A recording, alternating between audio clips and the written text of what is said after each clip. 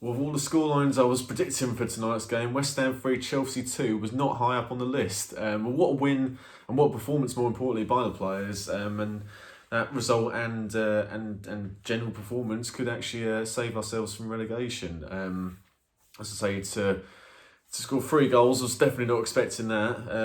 I thought it'd be another 2-0 defeat, in all honest. And even after Chelsea took the lead after Williams' penalty near the end of the first half, I thought that would be the case. But the way the players bounced back and looked much more threatening in an attacking sense with the 3 goals was brilliant tonight.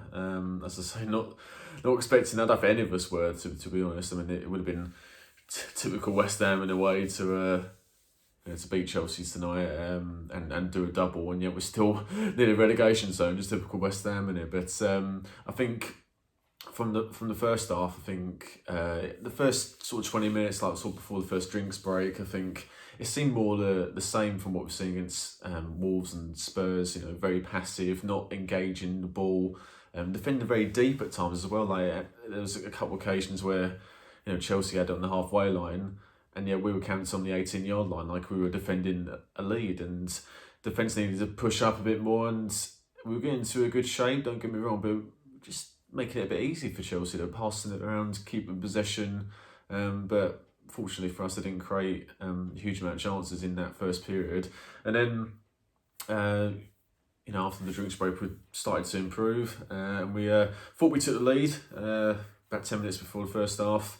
Thomas Souček scored what probably should have been his first proper goal for West Ham. Obviously, he got one later. I'm not going to spend 3.5 minutes talking about the disallowed VAR goal. I thought the whole point of FIFA bringing in VAR was for clear and obvious errors. If you're taking 3.5 minutes to make a decision, it's pretty obvious that it's not a clear and obvious error. I mean, it was given for offside, and Antonio's head was offside. Yep, fair enough, but the shot from Souček didn't come off on Antonio, or it didn't look like it anyway. And even if it was John Moss in the VAR hub in Stockley Park, I don't think he even checked that angle. And I think it was given because Antonio was apparently in Kepa's line of sight, which I don't think he was. And if anything, he was on the floor. It wasn't like Antonio's right in front of Kepa, so he hasn't got that excuse. He's on the floor, and if anything, it makes it a bit easy for Kepa because there's only one way that Souček is going to get a shot away, and that's what he did, and it rolled into the net. And as I say, 3.5 minutes later, eventually the goal's disallowed, and just it's sort of typical really. Go up the other end, Chelsea. 5 minutes later, they get a penalty. Willian, he tucks it away after Pulisic went down. Silly foul by Issa Diop, really. And then, that was 5 minutes before half time. We thought, well, here we go again. Heads are gonna drop, and we're gonna head to another defeat. But fair play to the players. There was another very similar corner routine, Bowen with the corner.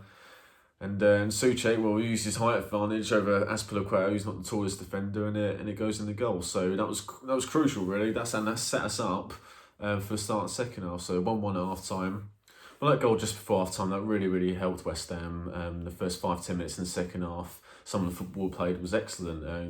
Playing a good 1-touch, 2-touch play, and creating chances. Winning the second balls as well, sustaining the attacks and pushing higher up the pitch. And it led to our second goal. What a good goal it was. Rice, Lanzini, Fornals linking up really well on the left-hand side. Ends up with Rice, he wraps it into Antonio. It looked like he might have been fouled, but he went down anyway. And the ball ended up with Jarrod Bowen. Does well, gets to the bar line, and crosses it in. Antonio, right where strikers, goal scorers should be, and he taps it in.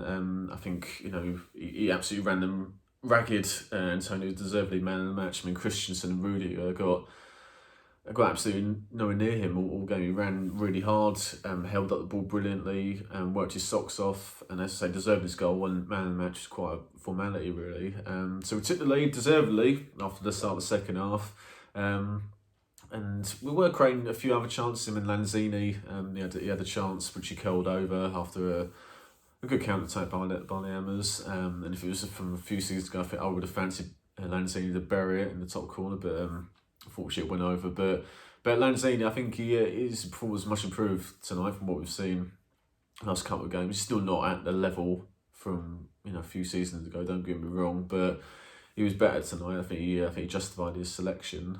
But after the second drinks break, Chelsea got getting more on top, keeping possession, creating chances. The subs for them made a difference as well. Ruben Loftus-Cheek made an impact. Louis Giroud made things difficult for us. But I think defensively we held our own, held our shape.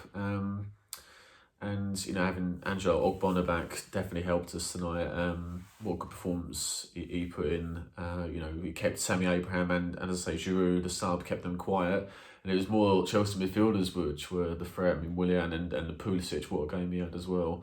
But it was great from West Ham to take the lead, especially after going 1-0 down. Our record conceding first is absolutely abysmal. That's why we're near the bottom.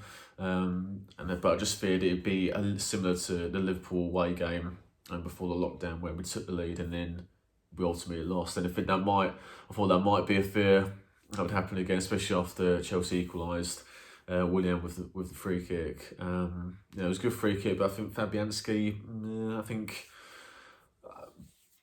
I'm not going to criticise Fabianski. He's been brilliant for us this. The games he's played since he joined the club. I think he'd be disappointed with that. And as I say, I feel we'd concede another one, not through our bad application, because the effort was there and desire, which is what the minimum you should expect, but we put that in. But just with Chelsea's superior quality, I thought they'd get a third goal, and as I said, be similar to the Liverpool game before the lockdown. But fair play to us, we kept going. And David Moyes, he's been rightly criticised for his poor substitutions and lack of substitutions since the restart. But his two subs made a real impact. I think Jack Wilshere showed some good flashes of quality, keeping the ball and his range of passing, as we know. But the match winner, Andrei Yarmolenko, I think before his goal, I think he again showed some good quality, and Barry, coming for Bowen, who put in a real shift, got 2 assists obviously. But I think the mentality from us tonight was defend resolutely but show a threat on the counter. And it worked a treat. As I say, we created barely anything in the first 2 games against Wolves and Spurs, but created a lot of chances tonight, and rightly so against the Chelsea backline. Apart from Azpilicueta, I don't particularly rate. Rudiger, Christensen, and especially Alonso. And he was at fault for our winner, which I'm not complaining about at all. So another great move. Same as the second goal, another great move. Declan Rice cleared the ball. Antonio and Fornals 1-2. Great ball by Antonio to Yarmolenko, and everyone in the world watching this game knew he was going to cut inside and shoot.